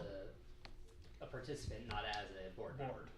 Yes. I That'd be think a way we to- still Kind are of, board we're still a members. board member. Obviously. Like I said, it's another But squishy you're area. not promising anything. Okay, Is that- but- is that But not nice? promising Yeah. anything. You're never promising But you any are board gathering action. sometimes feedback that you're gonna then But- maybe bring back to Joel. Look at the next part on page 13, a substamp. Yeah. Yeah, that visit. Meeting with the principal, a tour, observing classrooms, anything that expects staff time and attention. If you're going to PTA or They're already SEC, they're there. already doing that. It's not like you're requiring them to do anything. And I love a principal surprised by a board member expecting a tour has been put in a hard spot. And I wouldn't say necessarily schedule it through his office, but I would say that these are meetings that sound like they're being scheduled. So if this is a scheduled meeting, make sure you CC Joel that you're going. Maybe not, I mean, because the principal's not gonna be like, let me call Joel's secretary and see what my calendar is. You know what I mean? Joel, weigh in here. But- What do you think? What is But he should know about it Yeah. for sure. Yeah, I like that, how that wording would be. So maybe we should inform. Yeah, I would say don't know, always maybe there's something inform. else there, but Yeah, you can even say, keep me in the loop. Yeah. Okay. If somebody has asked you to come in and meet with the principal about something specific, that's probably something that you should be letting Joel know about anyway. If that, if they're saying, I would like you to come in and meet with me about this. Yeah. I also love, if you're not sure, ask the superintendent's office. One email prevents the only version of this that goes badly. So err on the side of caution. And remember, we have no authority to direct anything we see. I like to say I'm not the police here. I'm just here to enjoy your school and see all the wonderful things that you're doing and listen to. Well, then I things think that that you want goes back to up to share. page 10, things never to promise, how you will vote, employment to go. anyone. The employee should be disciplined, a specific outcome, a contract, confidential information, so. Yeah, it's tricky. Okay. And then the next one is pretty self-explanatory. Number 6, who to ask about certain things. Did anyone have anything they wanted to share about that? No, I thought it was pretty Sounds I was just trying to be self-explanatory. informational. yeah, And also number 7, words you will hear. Yes. I think that was great. Yeah, Just to be that like, was by great. the way. Okay. WPU. Yeah. There's Yes. there's like this 3 or 4 page long education acronym doc that I've seen a few times. We should track it down And just Yeah. fine, because there's a lot. and sometimes they mean multiple different things. Yeah. So it's that's fun. Depending on the context. And also, the one that got my attention on this was focus areas, which was, Board approved performance categories. yeah, that was like the evaluation Yeah, we gotta do that KPIs, too. but also for us in our district, we have also adopted them as our APSD focus areas, and so they're the same on both sides. And that's what we chose as a board, so that might be something worth noting. Okay, thank you, Carrie. You have just really you need to get you a chair. Okay. I know, we're spinning our feet the whole time. All right. Well, we have one more thing that we wanted to talk about, and it was a discussion of our future board meeting scheduling options. So we'll give that to Joel. So Scott, should we pass those out? Yeah, let's do that. Thank you. We are scheduled to the end of 2026. This is typically the time of year when we would want to get the next year calendar for board meetings prepared so that it could be approved in. So do you need to pass them back, or do you not care? They're Oh. dying to know when we're They're meeting. They are like, dying. oh my gosh. Can So the question that we need to talk through or discuss, this is, we started, I had Amber go through it and start to put in some potential dates. And you'll notice that once we hit June 15th is the last, so Alpine School District meets on Tuesday nights. June 15th is the night that is their final board meeting. So the question that we had, and just wanted some feedback here, and then we'll prepare something that you can review and decide and discuss in a board meeting. Are we wanting to stay on Thursdays, or are we wanting to move to Tuesdays when Alpine no longer is using that date and occupying the space? What are the thoughts? I prefer Tuesday. I prefer Tuesday because there's a lot of school events on Thursdays. Yeah. But I also know, like, for example, my ward, there are a lot of Tuesday night. extracurricular things on Tuesdays. So That is also true. they're tricky, but there's a lot, like, you'll have a hard time going to concerts and programs and all kinds of stuff if we meet on Thursdays. That's true. I know we've had a request from some of our local governments to do it not on Tuesday because Not on Tuesday. not because That's I thought they city went council's babies. Oh, that is And- true. and So, reducing the I amount fell of down on the job and I It's was okay. supposed to look up when all the cities had Amber theirs. looked it up. Oh, that was the Amber that was doing it. Just kidding. Amber. Thanks, Amber, for saving my bacon. Amber and Amber. We never. I was supposed to look that up. And it is split on Tuesdays between first and thirds or second and fourths. When you look at all the municipalities, so there are some complications. I wonder, what if we reached out to our mayors and said, what do you guys think about syncing this up? Because, I mean, they may not be Or can we willing. choose Wednesdays? Or, I mean, I don't know. No, that was a no. Wednesdays are very complicated for me. Okay, so no Wednesday, so it might be Thursdays, the way we go. I mean, I I don't really like- care if we keep it Thursday. Thursdays. I favor not doing Thursdays because I know Jason has to get up at 4 a.m. I hear you on that one. But fine. I'm super flexible. So. For me, Thursdays are just have more work overnights where I will either have to skip, join remotely, or drive from wherever I am to come here to I end do up think back in.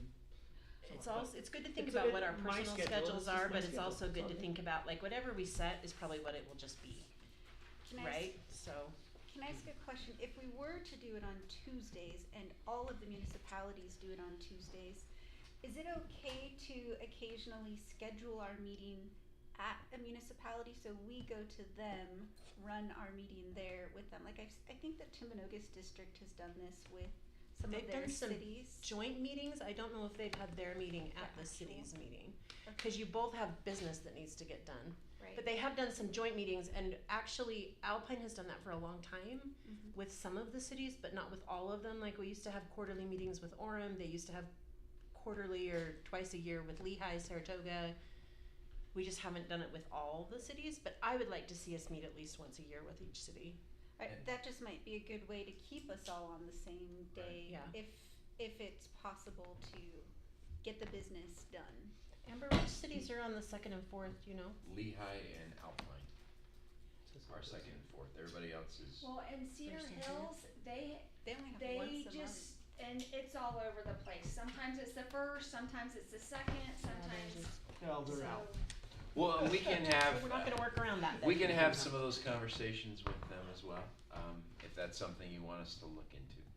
We're happy to. What if we just, one of our Lehigh people reach out to the Lehigh mayor, and I'll ask the Alpine mayor, just like as a informational gathering, would they even be interested in looking at this, and then we can, I don't think we need to make like a You do formal that. request yet. And Thursday is fine. I don't want, if Tuesday works for other people as well and works for a variety of reasons, great, but I'll I'd figure it rather out. do Tuesdays if we can, just because there's so many Thursdays small are a things bit on Thursdays. complicated for our staff as well, because of many of the events of sites are that Thursday, Friday, and we send staff to that, so. We can work around it, but it just indicating there are some challenges. Okay, so if municipalities are meeting on Tuesdays, is that necessarily a bad thing? It might be a good thing for when we want to go and meet jointly. Well, if they with meet, them. if we can get the cities on 2nd and 4th, and we meet Okay. 1st and 3rd, then Okay. we can kind of all make it work.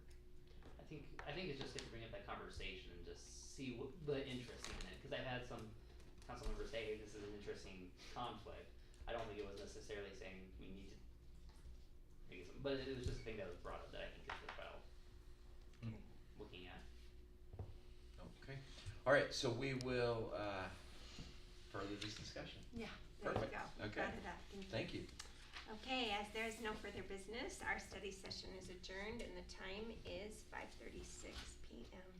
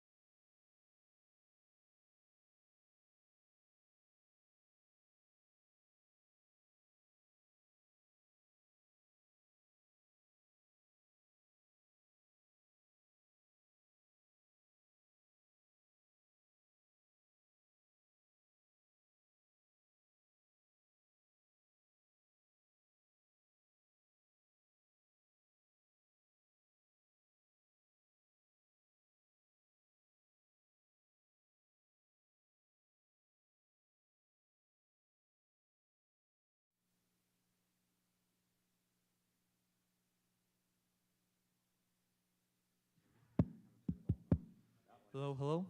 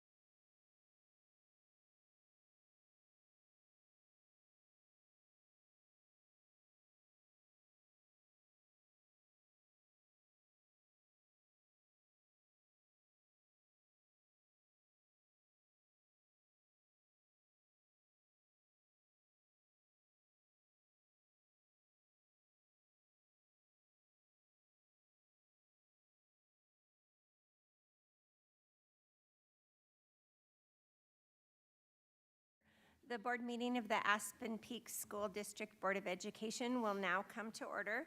The time is 6:01 p.m. All board members are present except for Board Member Burrows, who is excused, and our Business Administrator, B. Tweedy, is also excused. Our Pledge of Allegiance will be led by Cammie Harper.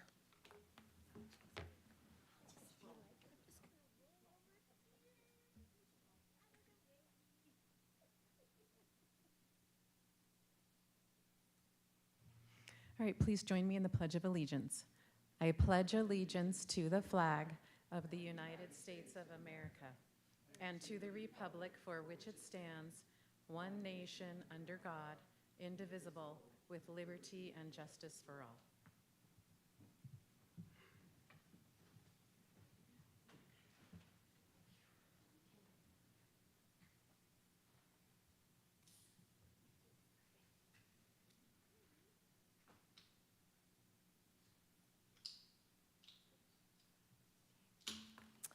Thank you.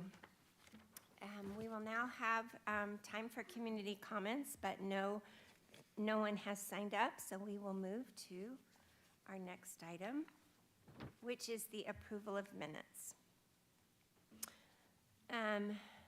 From the July 16th, 2026 study session and board meeting, we would like to approve those minutes. Do we have a motion? I move that we approve those minutes.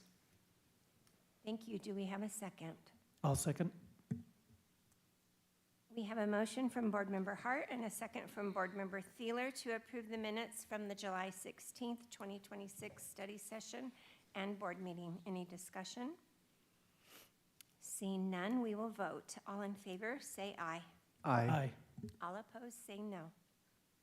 The voting has been unanimous. We will now move to routine business. Dr. Perkins. Yes, in your board documents, there's a copy of the expenditure detail report and claims. We would recommend you approve the routine business. Thank you. Do we have a motion? I move that we approve the routine business. Thank you. Do we have a second? I second. We have a motion from Board Member Sparty and a second from Board Member Brammer to approve the expenditure detail report and claims. Any discussion? Seeing none, we will vote. All in favor, say aye. Aye. All opposed, say no. The voting has been unanimous. We will now move to our discussion action items, and we will turn the time over to Dr. Perkins for explanation on our first item, which is the transportation MOU. Yes, we have before us in a copy in your board docs as well of a memorandum of understanding written between Aspen Peak School District and Timpanogos School District with regards to transportation. This is an agreement that allows Timpanogos School District to rent space at our facility for bus stalls for parking for their buses overnight and during the day, and also allows access to the service center and some of the service bays so that their team of mechanics can support their fleet. This memorandum of understanding is a mutually beneficial arrangement in which we receive from them funds that allow us to reduce our costs at our facility, and it allows them to have a location where they can operate for the next 3 years is what the term of this memorandum. After those 3 years, there's a provision in there that after the second year, then a team would come back together to review. We would do a cost-benefit analysis. Is this serving its purpose, and is this beneficial for us? So that is the memorandum of understanding before you. Happy to answer any questions if we have any. Okay, let us first entertain a motion concerning the transportation MOU between Aspen Peaks and Timpanogos School Districts.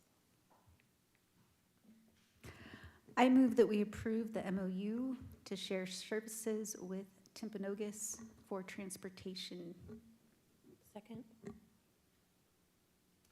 We have a motion from Board Member Brammer and a second from Board Member Bonner to approve the transportation MOU to share services between Aspen Peaks and Timpanogos school districts. Do we have any discussion?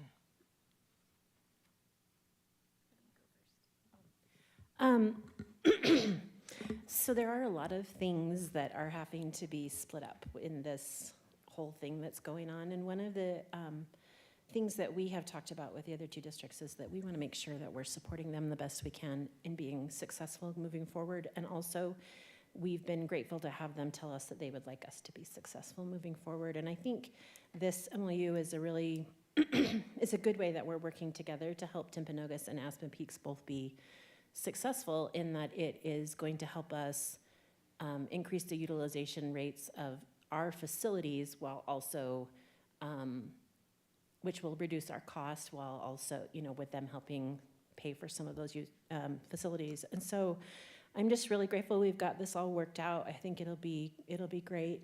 There are other districts in the state that share transportation, with which I thought was really interesting when we found that out. But I also really wanted to just give a huge thank you to David Ludwig, who worked really hard on this and has been, I would say, the main architect of this MOU, and he's been doing a lot of work on it. So thank you to everybody in transportation, but especially to David.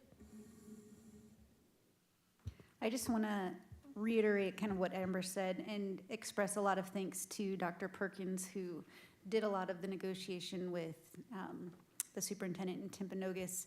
But from the very beginning, I think one of our very first tri-board trainings that we had, Alpine School District sat us down and shared what our transportation assets were going to look like.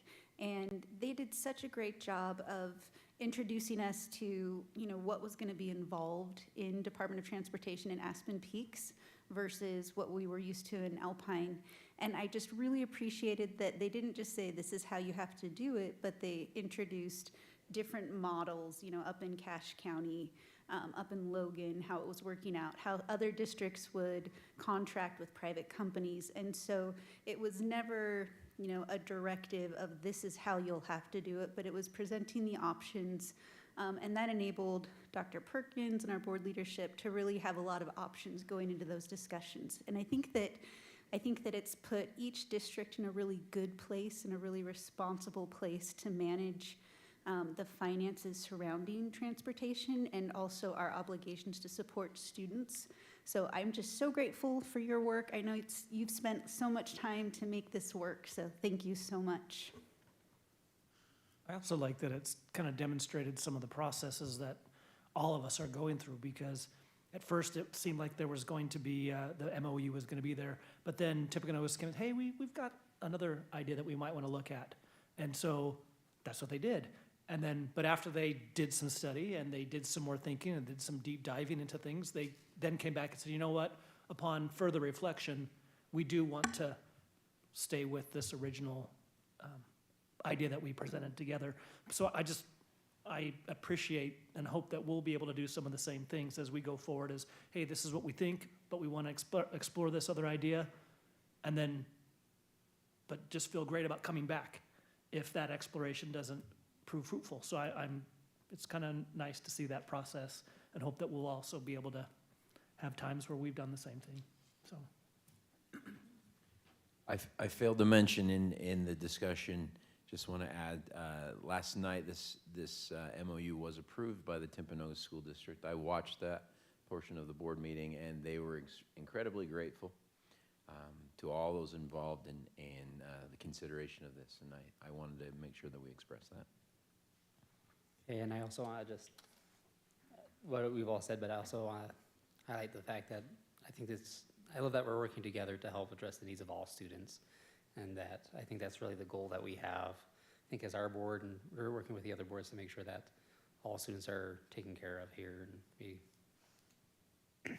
and that nobody's kind of getting left behind or taken advantage of or anything like that. We want it to be that nice, clean, collaborative experience, and I think that's what we're working for here.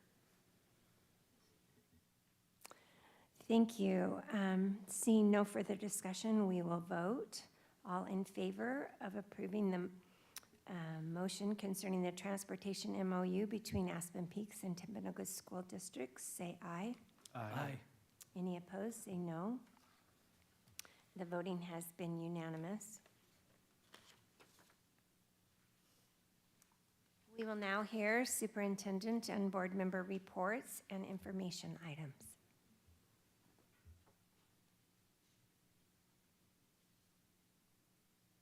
Well, I do have something I want to say. It's been a pleasure over the last week to attend the last Alpine Leadership Conference, and to hats off to them for the amazing 112 years, I believe, of what they've done for the students in Alpine School District. I love their theme of being at the summit, and we are so grateful to them. We feel like we stand on the shoulders of giants, and we are excited moving forward with the Aspen Peaks School District. One question that was addressed there and was also brought up at our PTA meeting that we attended on Tuesday, the Region 8 PTA. It was delightful, but it's been a tiny bit disconcerting to me that teachers are still worried. They're so worried about moving forward. They're worried about what their benefits and pay and what it's going to look like when Aspen Peaks becomes operational on July 1st, 2027. And I just want to take this moment to reiterate some of the things that we have done as a board, and we are hoping to let our employees and our teachers know how grateful we are, and that our intent moving forward is to take care of them. We have no intention to cut any of their benefits or their pay, and in fact, we have passed policies for our early retirement benefits that we hope would communicate to teachers moving forward that we appreciate them so much, and we're grateful for them, and we want them to feel appreciated as members of the Aspen Peaks School District. We've also, part of our negotiation agreement was that vacation accrual would roll over no matter what district they've been in, and in OPEB, the other post-employment benefits, the medical benefits, we were very careful in negotiations to make sure that those employees will all be taken care of. We will meet the promises that were made to Alpine School District employees. And so again, I just want to tell teachers especially that we are so grateful for them. It is our plan and our intent to take care of them, because if we take care of them, that enables them to take care of our students, and that is what means the most to us. So I just wanted to shout out to Alpine School District, and also a reassurance to teachers moving forward. Okay, I have a few items that I'd love to share. First, I'd like to share is kind of a statement of gratitude. As we're working through this process, I have a chance to interact with the other superintendents of our sister districts on a regular basis, and I know that we're all working together to support this transfer, the new districts, but also that we really want each other to be successful. And I feel like this MOU is a reflection of that partnership. And I am grateful that Timpanogos wants us to be successful, and we want them to be successful. And so that just needs to be stated, that we all have a shared desire to take care of all students, and I appreciate that process. And a lot of work. I just have to shout out to our team.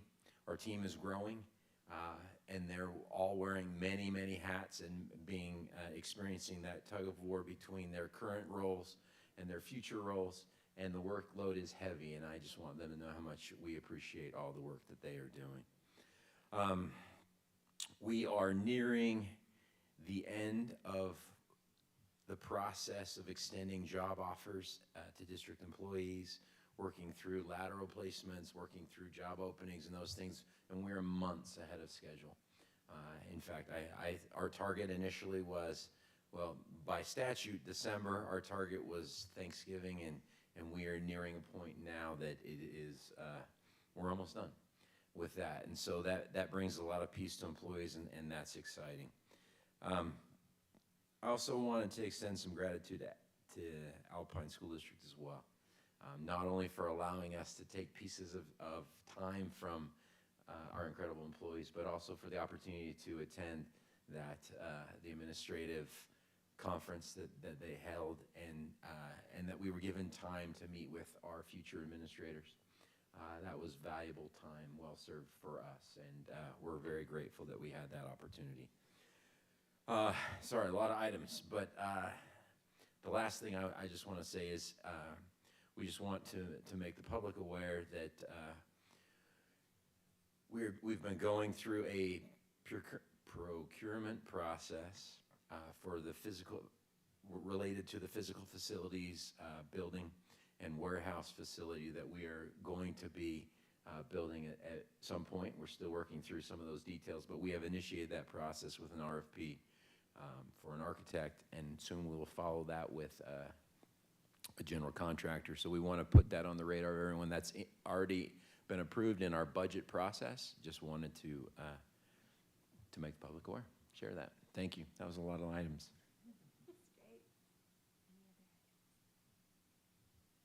All right.